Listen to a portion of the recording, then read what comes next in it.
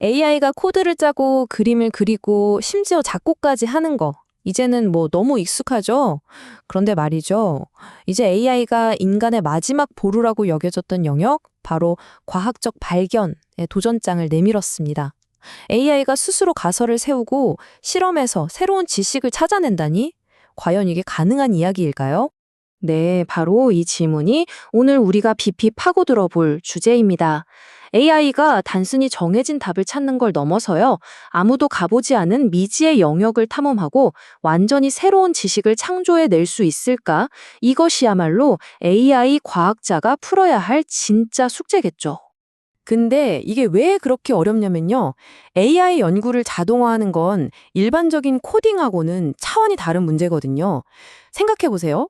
일반 코딩은 그냥 컴파일 한번 돌려보면 이게 맞는 코드인지 틀린 코드인지 바로 알 수 있잖아요. 돈도 거의 안 들고요.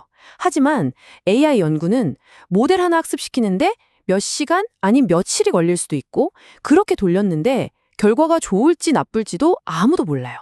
엄청난 비용과 불확실성, 이 두 가지가 거대한 벽인 셈이죠. 바로 이 엄청난 벽을 넘기 위해서 구글 클라우드 AI 리서치가 나섰습니다. 그리고 그들이 내놓은 아주 특별한 프레임워크가 바로 오늘 이야기의 주인공입니다. 그 이름은 바로 마레스입니다. 모듈형 에이전트와 성찰적 탐색의 약자라는데 이름이 좀 어렵죠? 쉽게 생각하면 이렇습니다. 레고 블록처럼 기능별로 코드를 착착 조립하고 모듈형, 과거의 성공과 실패를 곱씹어 보면서 성찰적, 스스로 똑똑해지는 AI. 목표는 딱 하나, 바로 자율적인 과학적 발견입니다. 이 문장이 마스의 핵심을 아주 잘 보여주는데요. 그러니까 마스는 그냥 길고 복잡한 코드 한 줄을 쫙 짜내는 그런 AI가 아니라는 거예요. 데이터 처리, 모델 설계, 학습 과정 같은 여러 코드 조각들을 잘 조합해서 완벽하게 돌아가는 하나의 프로젝트 전체를 만들어내는 걸 목표로 합니다. 연구라는 과정 자체를 하나의 시스템으로 보는 거죠. 자, 그럼 마르스는 도대체 어떻게 인간 연구자처럼 생각하고 행동할 수 있는 걸까요? 지금부터 마르스를 아주 특별하게 만드는 세 가지 비밀 병기를 하나씩 파헤쳐 보겠습니다. 마르스를 바치고 있는 강력한 세 개의 기둥이 있다고 보시면 돼요. 첫째, 무한정 시간과 돈을 쓸 수 없다는 현실을 아는 예산 인식 계획. 둘째, 복잡하지만 안정적인 시스템을 만드는 모듈식 구성. 그리고 마지막으로 모든 성공과 실패에서 교훈을 얻는 성찰적 메모리입니다. 이 세 가지가 어떻게 기가 막히게 작동하는지 지금부터 한번 보시죠. 첫 번째 비밀 병기는 예산을 고려해서 계획을 세우는 능력입니다. 아까 AI 연구는 돈이 많이 든다고 했잖아요. 마르스는 무작정 최고의 성능만 쫓는 게 아니라 주어진 시간과 컴퓨팅 자원 안에서 가장 효율적인 해답을 찾아내려고 했습니다. 아주 현실적인 친구죠. 자, 이 그래프를 보시면 딱 감이 오실 거예요. 여기 점 하나하나가 다 실험 결과인데요. 가로축은 정확도, 세로축은 실행 시간입니다. 한번 보세요. 정확도는 거의 비슷한데 실행 시간만 엄청나게 긴 솔루션들이 있죠. 마르스는 이런 비효율적인 시도에는 페널티를 주고 빠르면서도 성능이 좋은 솔루션에 더 높은 점수를 줍니다. 마감일에 쫓기는 우리 연구원들하고 똑같지 않나요? 두 번째 핵심은 바로 모듈식 구성입니다. 이게 무슨 말이냐면 거대한 대리석 덩어리를 하나하나 깎아서 조각상을 만드는 게 아니라요. 기능별로 딱딱 맞는 레고 블록을 미리 만들어 놓고 이걸 조립하는 방식이라고 생각하시면 돼요. 데이터 처리 블록, 모델 블록, 학습 블록 이렇게 독립된 모듈로 만들면 훨씬 안정적이고 나중에 고치거나 재사용하기도 정말 쉬워지죠. 와, 이 표를 보시면 그 효과가 얼마나 대단한지 바로 알 수 있어요. 모듈식 설계를 적용한 마르스는요, 안 한 경우보다 평균적으로 코드 라인 수가 2배 이상 길고요. 파일 수도 하나가 아니라 거의 7개에 달합니다. 이게 단순히 코드가 많아졌다는 뜻이 아니에요. 그만큼 훨씬 더 정교하고 복잡하고 체계적인 프로젝트를 성공적으로 만들어낼 수 있게 됐다는 증거입니다. 그리고 마지막 세 번째, 이게 어쩌면 제일 인간을 닮은 능력 같은데요. 바로 성찰적 메모리입니다. 마르스는 실험이 끝나면 결과를 그냥 버리지 않아요.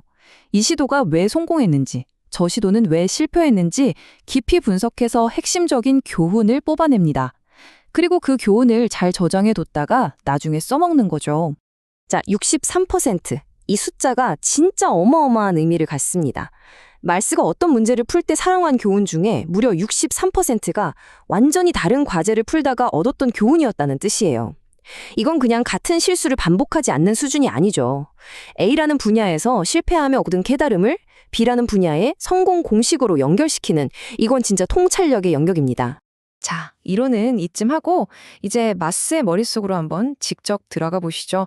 이 똑똑한 AI가 실제로 문제를 어떻게 해결해 나가는지 그 생각의 흐름을 같이 한번 따라가 보겠습니다. 지금 보시는 이 그림이 말스의 생각의 지도 같은 거예요. 처음에는 여러 아이디어를 탐색하다가 저기 네 번째 아이디어에서 버그라는 벽에 딱 부딪힙니다. 하지만 여기서 포기하지 않아요. 이 실패에서 교훈을 얻어내죠. 그리고 마침내 아하! 하는 순간이 오는데 이 최고의 해결책 아이디 19번은요. 놀랍게도 완전히 다른 길이었던 3번과 18번에서 얻은 교훈을 합쳐서 만들어낸 겁니다. 정말 영리하죠. 그리고 이런 복잡한 생각의 여정이 그냥 컴퓨터 안에서만 끝난 게 아닙니다. 엠말스는 바로 이 탐색 과정을 통해서 실제 캑을 머신러닝 대회에서 은메달을 따는 구체적인 성과를 만들어냈습니다. 추상적인 아이디어가 현실 세계의 트로피가 된 순간이죠. 자, 지금까지 말스가 어떻게 작동하는지 쭉 살펴봤습니다. 이제 제일 중요한 질문이 남았죠. 그래서 얼마나 잘하는데 과연 말스가 다른 최첨단 AI 에이전트들과의 맞대결에서 어떤 성적표를 받았는지 한번 확인해 보겠습니다. 결과는 보시는 그대로입니다. 압도적이죠. 동일한 조건에서 성능을 비교했더니 말스는 무려 56%의 메달 획득률을 기록했습니다. 다른 최신 에이전트들을 정말 큰 차이로 따돌리면서 성능 면에서 확실한 우위를 보여준 거죠. 근데 정말 아까 말한 그 기능들 때문에 성능이 좋아진 게 맞을까 하는 의심이 들 수도 있잖아요. 그래서 실험을 해봤습니다. 모듈식 구성이나 교훈학습 기능 중에 하나라도 빼면 어떻게 될까? 결과는 명확합니다. 그래프가 뚝 떨어지는 게 보이시죠? 두 기능 모두 말스의 성공에 없어서는 안 될 핵심 부품이었던 겁니다. 자, 그럼 이 모든 게 대체 뭘 의미하는 걸까요? MRS의 등장은 그냥 또 하나의 똑똑한 AI가 나왔다, 이런 차원의 이야기가 아닙니다. 이건 자동화된 과학이라는 분야 전체가 새로운 단계로 뛰어오르는 신호탄이라고 할 수 있습니다. 다시 한번 정리해 볼게요. 말스는요, 첫째, 현실적인 예산을 고려해서 전략적으로 생각하고요. 둘째, 전문 엔지니어처럼 복잡하고 튼튼한 시스템을 만들어냅니다. 그리고 셋째, 실패라는 경험을 최고의 자산으로 삼아서 더 빠르게 배우고 새로운 것을 발견해냅니다. 마르스는 AI가 단순히 인간의 도구를 넘어서 연구의 동반자, 나아가 스스로 가설을 세우고 검증하는 독립적인 주체가 될 수 있다는 가능성을 우리에게 똑똑히 보여주었습니다. AI가 우리의 질문에 답만 하는 시대를 지나 이제는 스스로 질문을 던지기 시작하는 미래. 여러분은 어떤 세상이 펼쳐질 것 같으신가요? 요즘 AI가 혼잣말 하듯이 자기가 어떻게 문제를 푸는지 쭉 보여주잖아요. 이걸 우리가 사고의 연쇄, 영어로는 체인 오브 소트라고 부르는데요. 이걸 딱 보고 있으면 와, 진짜 AI가 엄청나게 치밀한 계획을 다 세워놓고 착착 답을 찾아가는 것 같단 말이죠. 그런데 과연 정말 그럴까요? 오늘 우리가 한번 파헤쳐볼 질문이 바로 이겁니다. AI가 그럴듯한 정답을 내놓기까지 그 똑똑해 보이는 머릿속에선 대체 무슨 일이 벌어지고 있는 걸까요? 어쩌면 우리가 감탄하면서 지켜보는 그 논리적인 과정이 사실은 미리 짜인 각본이 아니라 그냥 한 걸음 내디딜 때마다 다음 걸음을 즉흥적으로 결정하는 것일지도 몰라요. 오늘 이 미스터리의 정체를 한번 제대로 밝혀보겠습니다. 사실 이게 학계에서도 의견이 완전 갈렸어요. 어떤 연구에서는 야, 이거 LLM이 처음부터 답 다 알고 일부러 모르는 척 푸는 과정을 보여주는 거 아니야? 이렇게 보고요. 또 다른 쪽에서는 아니야, 이 단계별 과정이 없으면 복잡한 문제는 손도 못 대 라고 주장했죠. 그러니까 AI의 머릿속을 두고 완전히 다른 얘기를 하고 있었던 거예요. 바로 이 팽팽한 논쟁의 종지부를 찍기 위해서 한 새로운 연구팀이 나섰습니다. 이 사람들은 AI의 마음속을 직접 들여다보기 위해 아주 날카로운 질문 두 가지를 던졌어요. 아니 근데 대체 어떻게 AI의 생각을 엿볼 수 있었을까요? 연구팀은요, 거의 SF 영화에나 나올 법한 AI의 마음을 읽는 특별한 장치를 개발해냈습니다. 그 도구의 이름이 바로 텔레렌즈입니다. 이름은 좀 복잡하게 들리지만 원리는 간단해요. AI가 한 단어 한 단어 내뱉는 그 모든 순간마다 그 내부 상태에다가 돋보기를 딱 갖다 대고 너 지금 최종 정답 알고 있니? 다음에 무슨 말 할 거야? 하고 속마음을 계속 떠보는 기술이라고 생각하시면 돼요. 이 텔레렌즈는 크게 세 가지를 집중적으로 캐물었습니다. 첫째, 추론.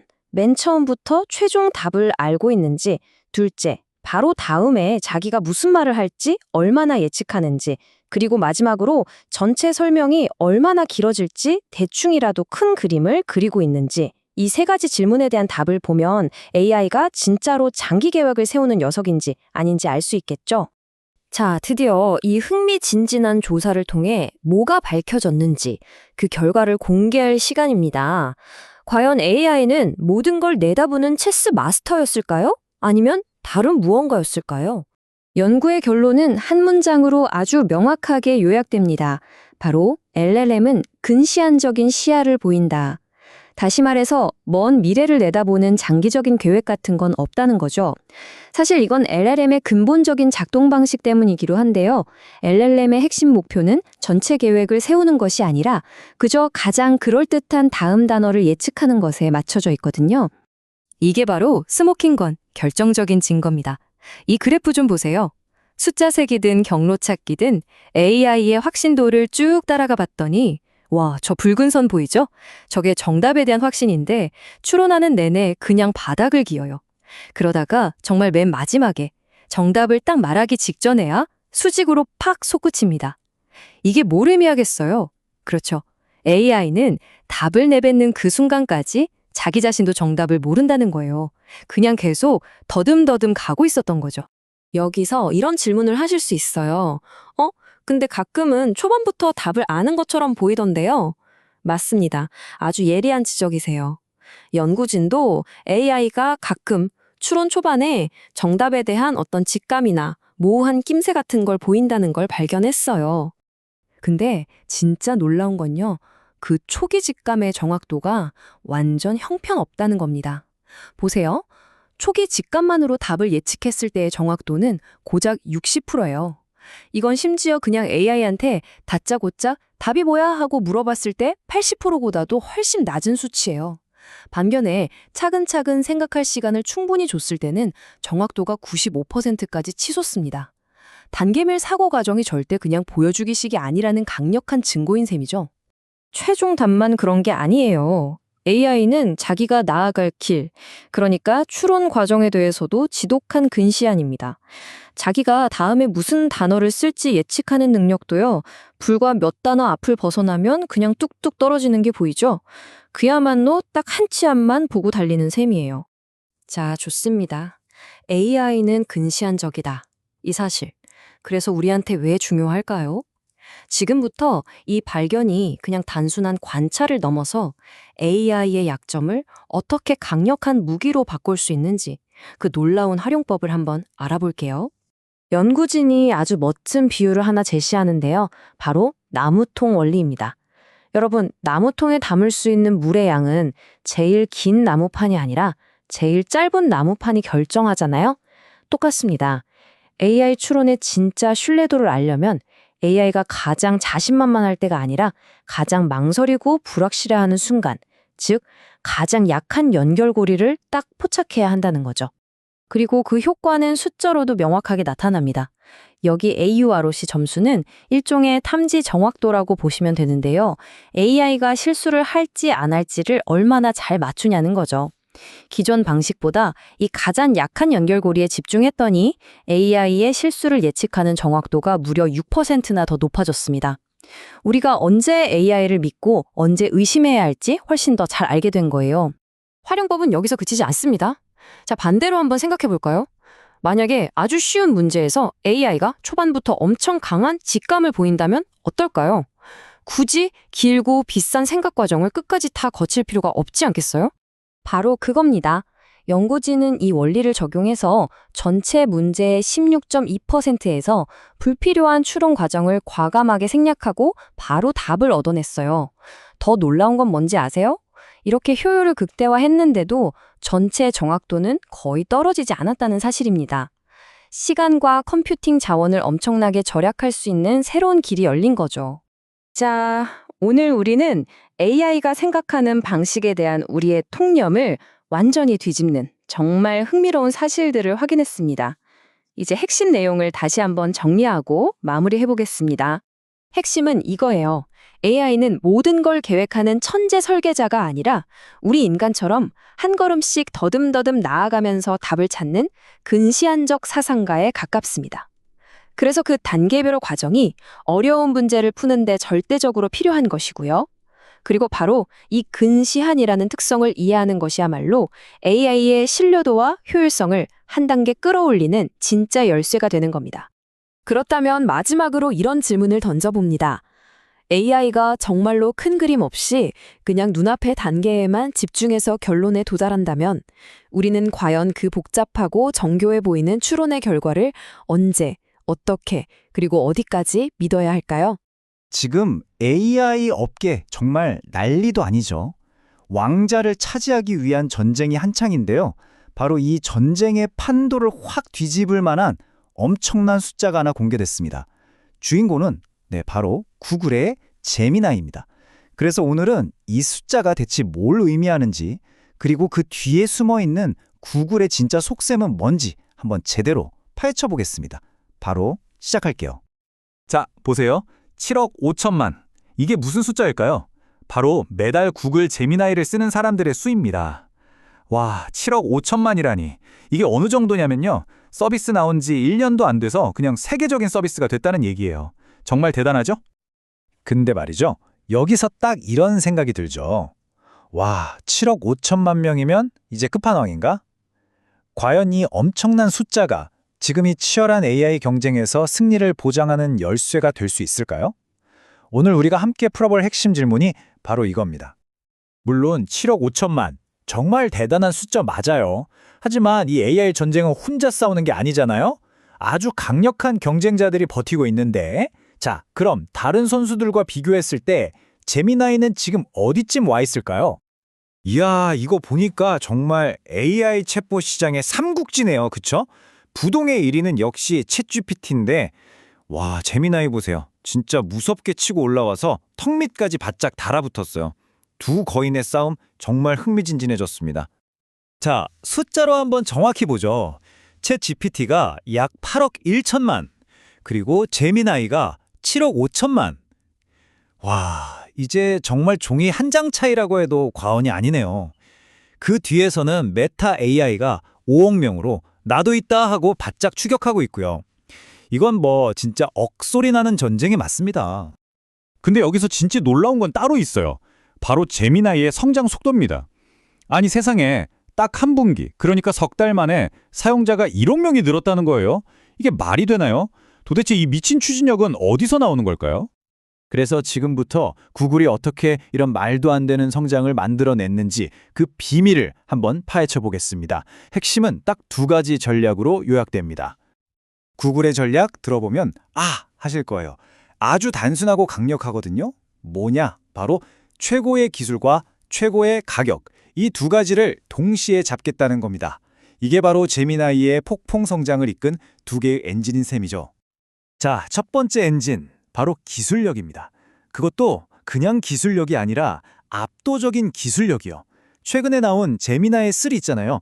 이게 그냥 질문의 답만 잘하는 수준이 아니에요. 뭐랄까, 복잡한 질문 속에 숨은 의도나 묘묘한 뉘앙스까지 캐치해내는 거의 눈치 빠른 친구 같은 수준이 된 거죠. 사용자들이 여기에 열광할 수밖에 없는 겁니다.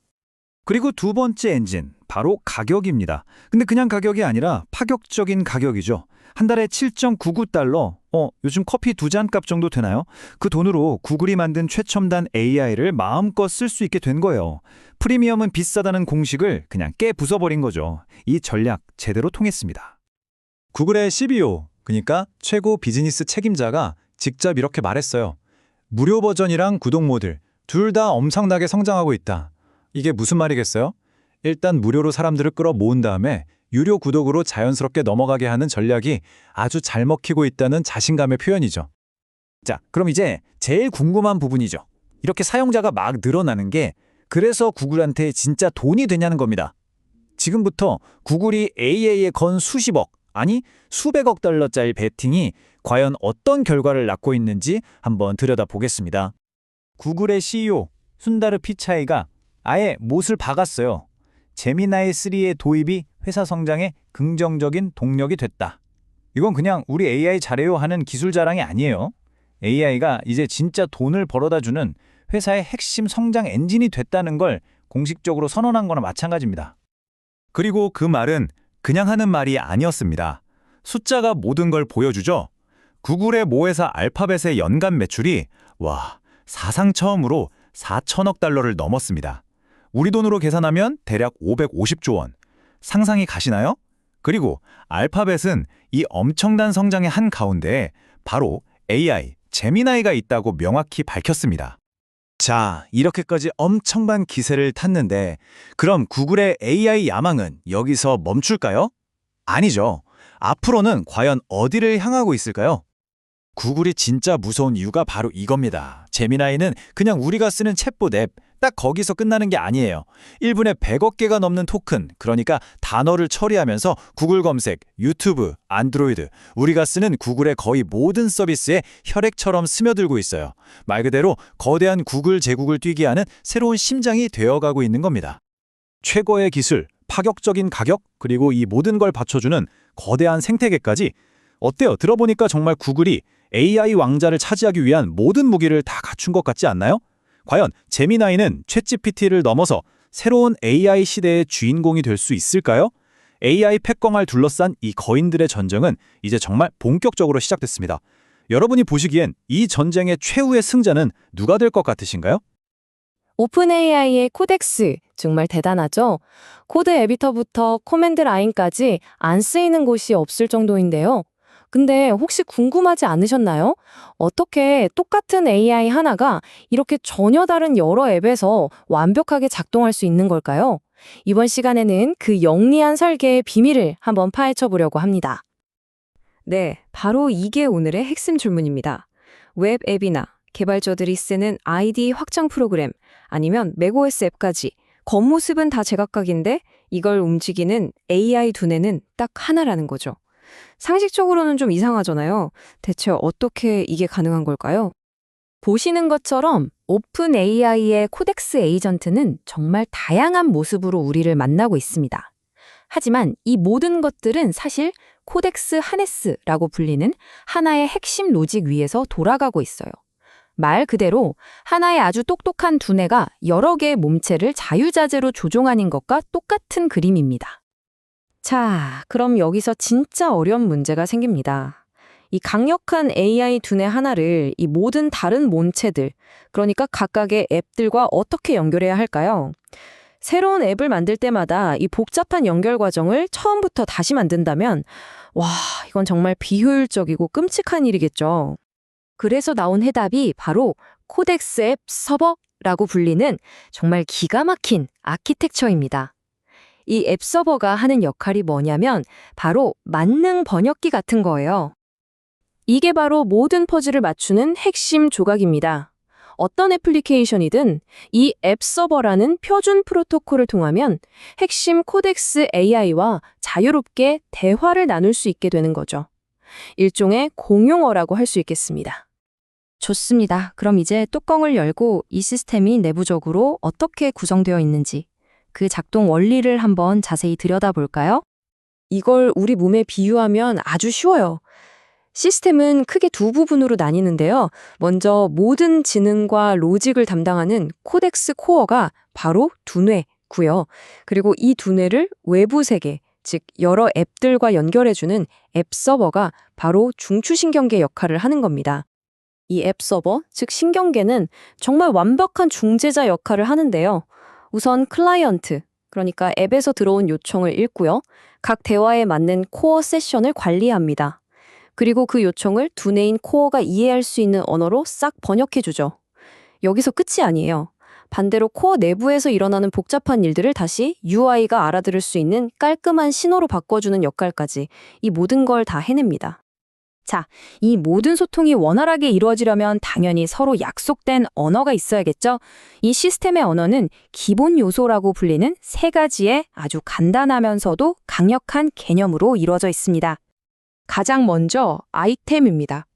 아이템은 대화를 구성하는 가장 작은 벽돌이라고 생각하시면 돼요. 예를 들면 사용자가 입력한 메시지 한 줄, AI가 생성한 코드 한 조각 같은 것들이 전부 아이템에 해당합니다. 그리고 이런 아이템들이 여러 개 모이면 하나의 턴이 됩니다. 턴은 사용자와 AI가 한 번씩 말을 주고받는 그 한 번의 대화 묶음이라고 생각하면 딱 맞아요. 그리고 마지막으로 이렇게 주고받은 모든 턴들은 스레드라는 더 큰 그릇에 차곡차곡 담기게 됩니다. 이 스레드가 바로 사용자와 AI가 나눈 전체 대화 기록을 처음부터 끝까지 보관하는 일종의 영구적인 저장소 같은 거죠. 자, 그럼 이 기본 요소들이 모여서 실제 대화가 어떻게 흘러가는지 한번 볼까요? 먼저 클라이언트와 서버가 인사를 나누고 새로운 대화를 위한 스레드가 하나 만들어집니다. 사용자가 질문을 하면 턴이 시작되죠. 그러면 그 안에서 사용자 메시지, AI의 생각 과정, 최종 답변 같은 아이템들이 실시간으로 쭉 오고 갑니다. 그리고 AI가 최종 답변을 내놓으면 턴이 완료되면서 깔끔하게 하나의 상호작용이 마무리되는 구조입니다. 자, 그렇다면 이 똑똑하고 우아한 해결책 하나가 어떻게 전혀 다른 종류의 애플리케이션들을 모두 구동시킬 수 있는 걸까요? 정말 궁금하시죠? 여기서 정말 흥미로운 점이 뭐냐면요. 똑같은 앱 서버 아키텍처를 가지고 약간의 방식 변화만으로 로컬 앱, 웹, 심지어 커맨드 라인까지 모두 지원한다는 겁니다. 로컬 앱에서는 앱 서버를 앱 안에 포함시켜서 실행하고 웹에서는 서버를 컨테이너에 띄워 원격으로 접속하는 식이죠. 정말 유연하지 않나요? 물론 이 앱 서버를 사용하는 게 가장 완벽하고 권장되는 방법입니다. 하지만 개발팀은 다른 선택지도 친절하게 마련해뒀어요. 예를 들어 아주 간단한 일회성 작업만 필요하다면 코덱스 엑섹 같은 걸 쓸 수도 있고요. 기존 시스템에 도구처럼 붙이고 싶을 땐 또 다른 방법이 있죠. 이렇게 상황에 따라 골라 쓸 수 있도록 각각의 장단점을 가진 옵션들을 제공하는 겁니다. 자, 그럼 이 모든 복잡한 엔지니어링 이야기에서 우리가 얻어야 할 진짜 교훈은 과연 무엇일까요? 여기에 정말 중요한 소프트웨어 설계 원칙이 숨어 있습니다. 그건 바로 안정적인 공용어, 즉 표준 프로토콜을 하나 잘 만들어 두기만 하면 그 위에서 수많은 혁신이 정말 자유롭게 일어날 수 있다는 사실입니다. 그러니까 개발자들은 더 이상 복잡한 핵심 로직을 매번 새로 만드느라 고생할 필요가 없는 거예요. 대신에 정말 중요한 것, 바로 사용자를 위한 훌륭한 경험을 만드는 데에만 온전히 집중할 수 있게 되는 거죠. 그리고 사용자는 어떤 앱을 쓰든 일관되고 높은 품질의 AI를 경험할 수 있게 되고요. 그리고 이 아이디어는 우리에게 마지막으로 이런 질문을 던집니다. 과연 이런 만능 번역기 같은 접근법을 통해 우리는 또 어떤 복잡하고 어려운 기술들의 잠재력을 활짝 열어젖힐 수 있을까요? 앞으로가 더 기대되는 이유입니다.